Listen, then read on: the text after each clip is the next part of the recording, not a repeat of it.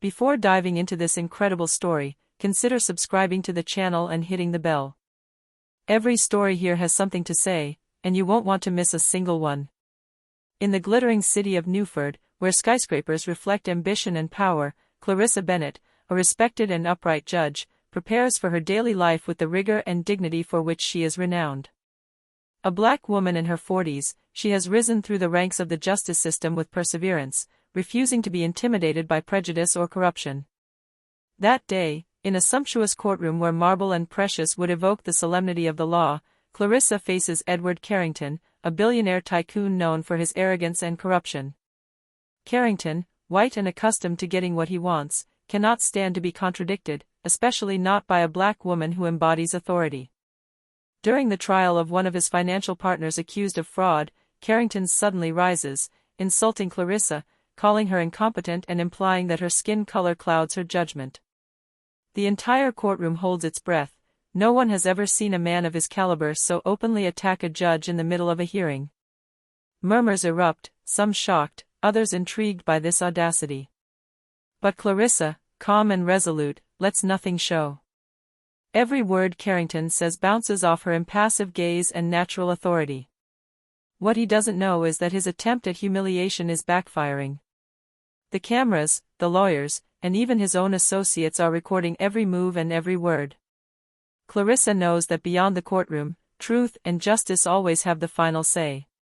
What begins as a humiliating affront to Clarissa quickly turns into an unexpected public lesson.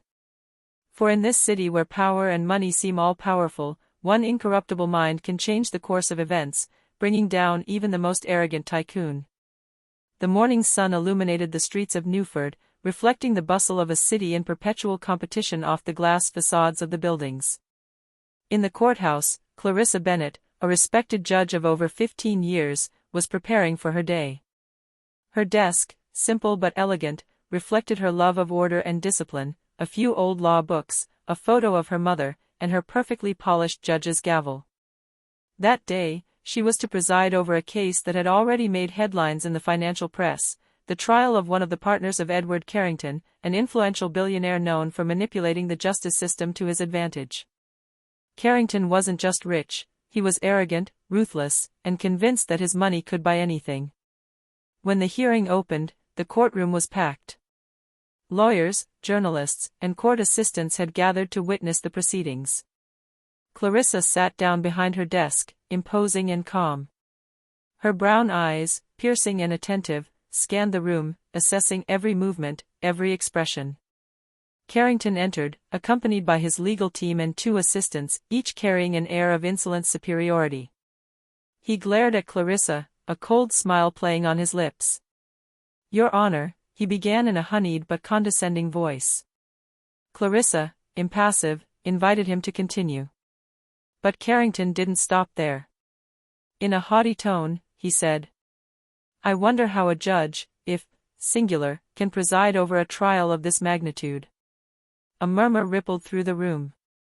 Some of the audience exchanged surprised glances, others tilted their heads, shocked by this insolence. Clarissa remained motionless, her gaze fixed on him. She had anticipated his provocations. "Singularity?" she asked calmly, her voice firm but polite. "Could you elaborate, Mr. Carrington?" The man smiled confidently. "Well, let's just say some people don't have the same experience in high finance. And sometimes, looks can be deceiving about actual abilities." Clarissa's eyes lit up with a cold glint. She knew what he was implying, her skin color, her gender, her position. But she didn't let anything show. She waited for the perfect moment to strike back. Because in this courthouse, she wasn't just a judge, she was the law incarnate. At that moment, the room held its breath, sensing that something monumental was about to happen.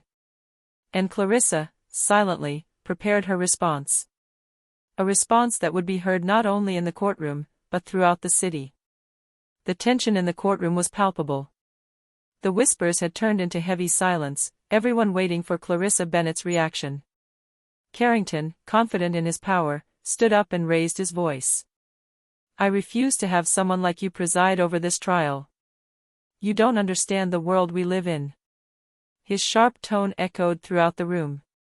The journalists, until then focused on the legal proceedings, were already pulling out their notebooks and cameras.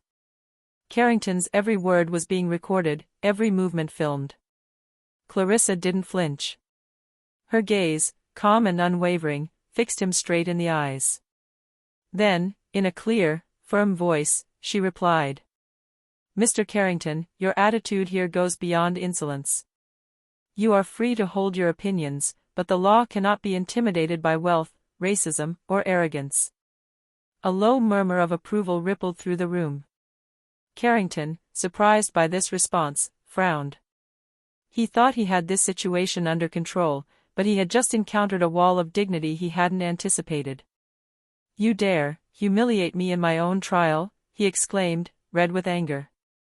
Clarissa stood up imposingly and addressed the room. "I'm not the one humiliating anyone, Mr. Carrington. It's your own words and behavior that betray you.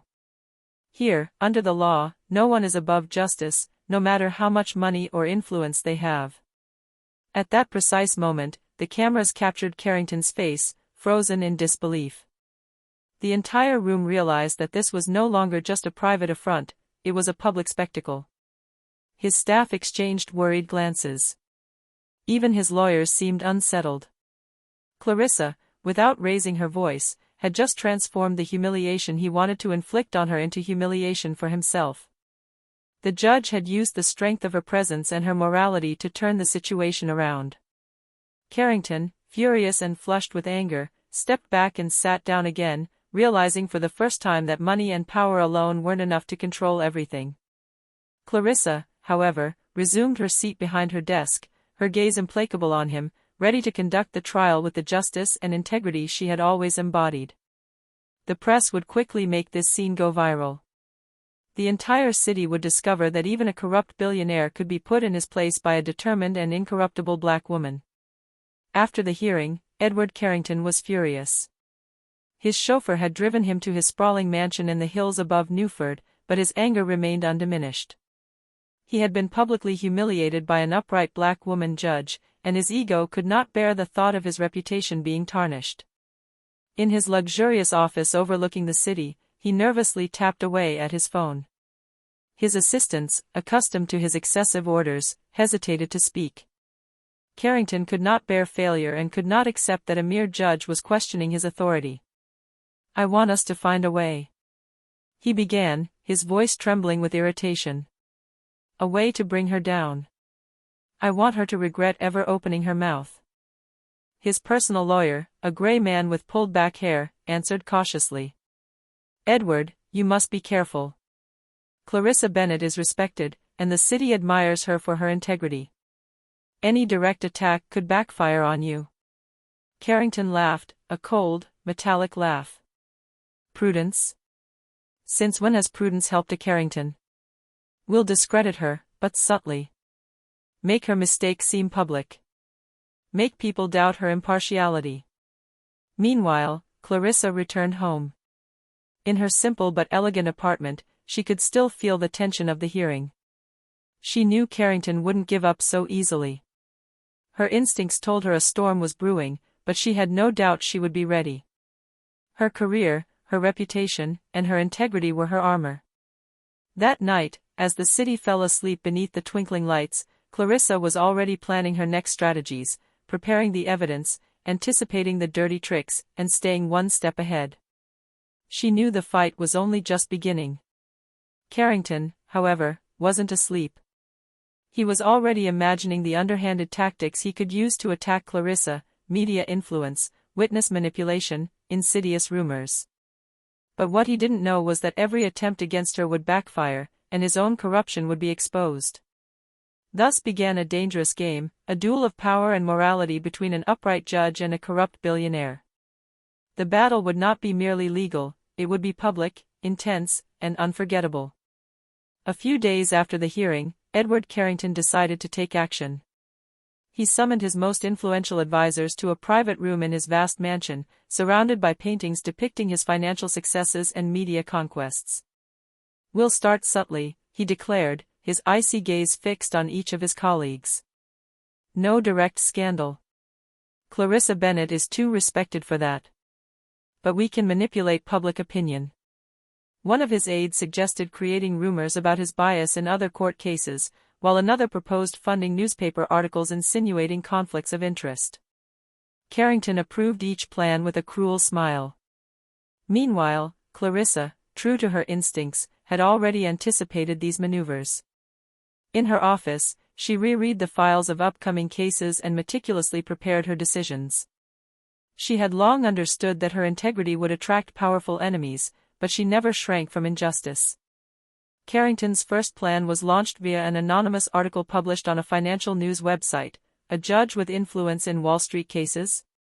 Too much ambition or conflict of interest? The article, written subtly, insinuated that Clarissa favored certain companies linked to state partners. But Clarissa wasted no time. She consulted with her lawyers and trusted journalists, preparing clear answers and irrefutable evidence to demonstrate her impartiality. When she issued a statement, it left no room for doubt. Every accusation was refuted by official documents and credible testimony. Carrington, observing the results, was surprised and furious. His first underhanded move had failed. The town was beginning to see his attempt to discredit Clarissa for what it really was: a corrupt scheme by an arrogant billionaire. Clarissa, on the other hand, had turned this attack into an opportunity. Her reputation as an incorruptible and upright judge had grown, and more citizens and journalists supported her. This initial affront already revealed a truth: the more Carrington tried to humiliate her, the more he exposed his own corruption. This battle had only just begun, and Clarissa knew the billionaire would never give up easily. But she had faith in one thing: truth and justice would ultimately triumph. In the following days, Edward Carrington grew increasingly bold.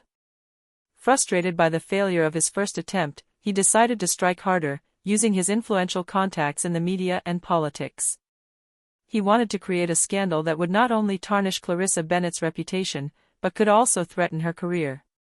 Carrington organized a private party at one of Newford's most luxurious hotels.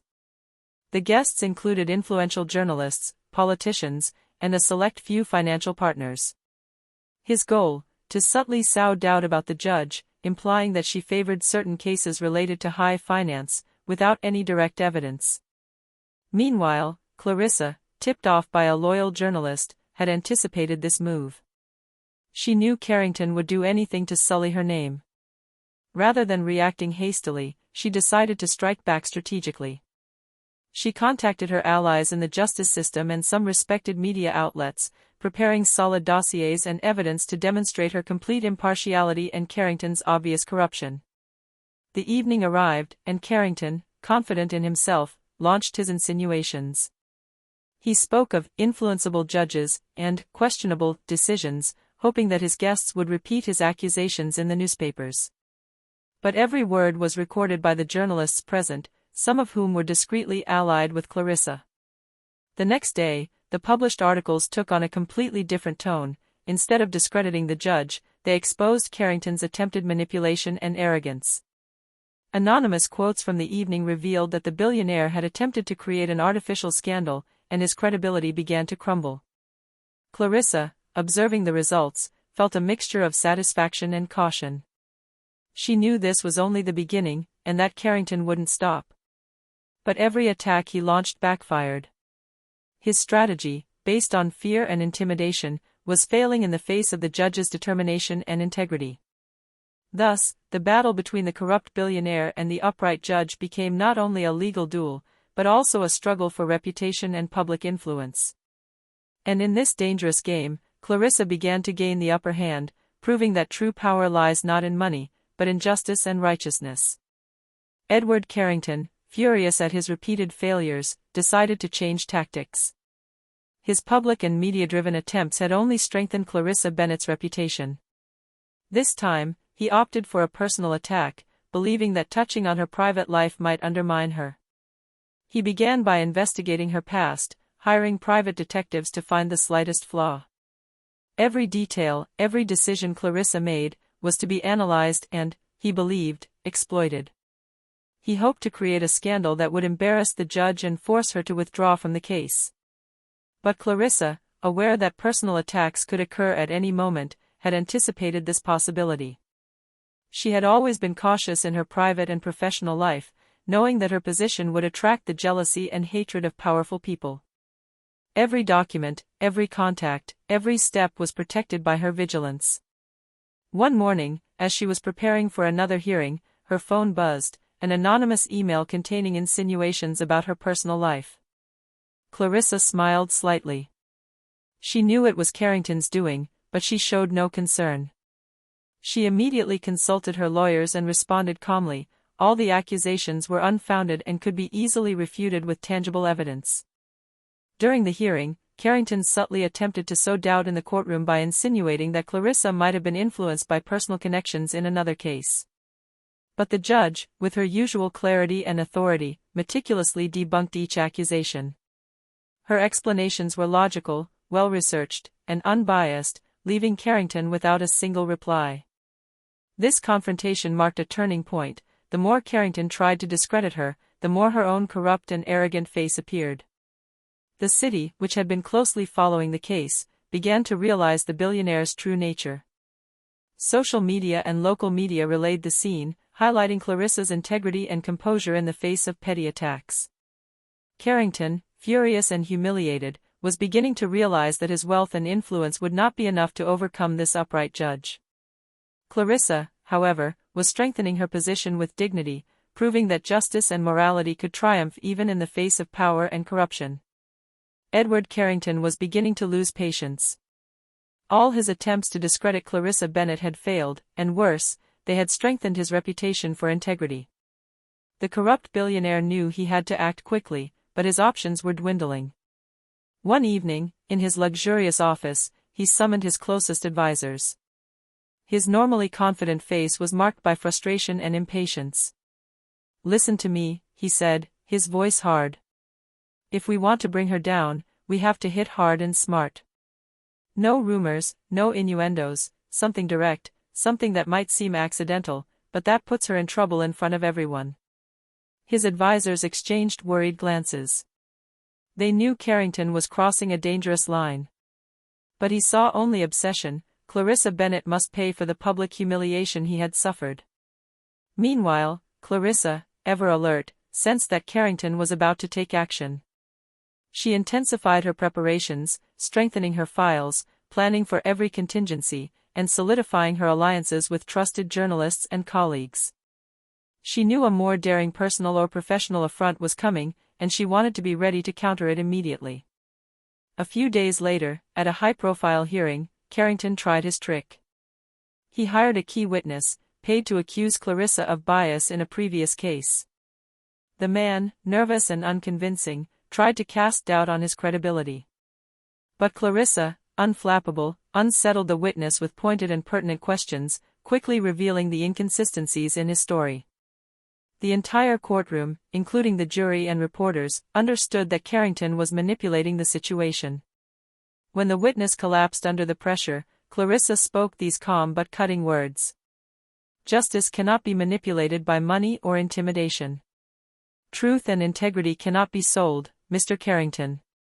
The moment was broadcast in the media, and social media went wild. Carrington's attempt to discredit the judge backfired, once again exposing his arrogance and corruption. Clarissa, for her part, left the courtroom with her head held high. Each attack reinforced her legitimacy and her image as an incorruptible judge. And the deeper Carrington sank into anger and frustration, the more the audience saw the truth come to light: money could never beat justice and dignity. After several bitter failures, Edward Carrington felt his control slipping away. Every attack on Clarissa Bennet backfired, and his reputation began to falter. Frustrated and desperate, he decided on one last daring plan: to expose Clarissa at a major hearing, hoping the public would finally see a flaw. But Clarissa, ever cautious and forward-thinking, had planned this maneuver long ago. Aware that Carrington would seek to orchestrate a final blow, she prepared an ingenious plan. With her lawyers and a few journalist allies, she accumulated solid evidence of Carrington's corruption, questionable dealings, witness manipulation, and repeated attempts at intimidation. Every document, every email, every recording would be ready to be used. On the day of the hearing, the courtroom was packed. A large media presence was present, eager to follow the duel between the corrupt billionaire and the honest judge. Carrington entered, confident, ready to launch his final attack. He began to sow seeds of doubt about Clarissa, making indirect accusations and calculated innuendos. But Clarissa, with impressive calm, waited for the perfect moment. Then she set her plan in motion. With a single, precise gesture, she presented the court with all the evidence of Carrington's corrupt dealings. The documents, testimonies, and recordings laid bare all his attempts at manipulation, his intimidation of witnesses, and his attempt to discredit the judge to protect his interests. The courtroom erupted with murmurs and shock. A stunned Carrington tried to fight back, but every word of defense now seemed ridiculous in the face of irrefutable evidence. Reporters picked up every reaction live, and the scene was all over social media within hours. Clarissa, upright and dignified, concludes. Justice belongs to no one. It cannot be sold, it cannot be manipulated, and it always triumphs over corruption and arrogance. Carrington, for the first time, felt his power crumbling. His empire of influence, built on money and manipulation, was exposed for all to see. And Clarissa, thanks to her intelligence, patience, and integrity, had transformed this final assault into a total victory. After the hearing, Edward Carrington was in shock. His underhanded schemes had been publicly exposed, and every piece of evidence presented by Clarissa Bennett had destroyed his credibility. The national media had picked up on the case, highlighting the billionaire's arrogance and corruption in the face of the integrity of a respected black judge. Carrington attempted one last desperate response. He summoned his lawyers and advisors to consider legal action against Clarissa, believing that the threat of litigation might reverse the situation. But his own lawyers, now aware of the gravity of the situation, refused to continue defending him in a battle he had himself provoked. Meanwhile, Clarissa continued her work with dignity. Every decision, every hearing, every professional act demonstrated her competence and impartiality. Her name was now synonymous with incorruptible justice. Citizens, inspired by her courage, began to actively support judicial reform and denounce the abuses of power by corrupt billionaires. The pressure on Carrington became unbearable. His financial partners began to shun him, fearing that his tarnished image would jeopardize their own businesses. Journalists exposed more shady dealings, and public opinion turned overwhelmingly against him. One evening, alone in his study, Carrington contemplated the extent of his defeat. His entire empire of manipulation and power seemed to be crumbling. For the first time in his life, he understood that no wealth, no network of influence, could compete with the integrity and determination of a person guided by justice. Clarissa, for her part, knew that the battle was not over for society, but she had won a crucial victory. She had demonstrated that true power lies not in money or arrogance, but in courage, ethics, and perseverance. Carrington's fall became a public example, a warning to all who believe that the world belongs to the powerful and corrupt. In the face of truth and justice, even the most arrogant are vulnerable. A few weeks after the court battle, the town of Newford had changed. The Carrington Bennett case had made the rounds of the media, and Judge Clarissa Bennett was now celebrated for her integrity and courage in the face of corruption and racism. Her name symbolized true justice, one that bows neither to money nor to power. Edward Carrington, meanwhile, had lost much of his financial empire and influence. His partners had abandoned him, media investigations were exposing his past manipulations, and his arrogance was now a source of mockery and public criticism. The corrupt billionaire's fall served as a lesson: no one is above the law. Clarissa, true to her nature, did not seek personal glory. She continued to work with the same rigor and dignity as before, strengthening public confidence in the judicial system. But victory had a special flavor. She had proven that justice and integrity could triumph even against the most powerful adversaries. At a ceremony held by the city to honor her commitment, Clarissa spoke these words, full of wisdom and emotion. True strength does not lie in money, power, or arrogance. It lies in justice, truth, and the courage to stand by one's values, even when all seems lost. May my struggles serve as a reminder to everyone that integrity always triumphs. The audience applauded at length, and even those who did not know her personally were touched by her dignity. Clarissa's reputation was now etched in the town's memory, and Edward Carrington, despite his fortune, could never again erase his own lost humility in the face of truth. Thus ended the story of an initial affront, which began with arrogance and racism, and which turned into a lesson in justice and ethics. A lesson that everyone in Newford, and far beyond, would never forget.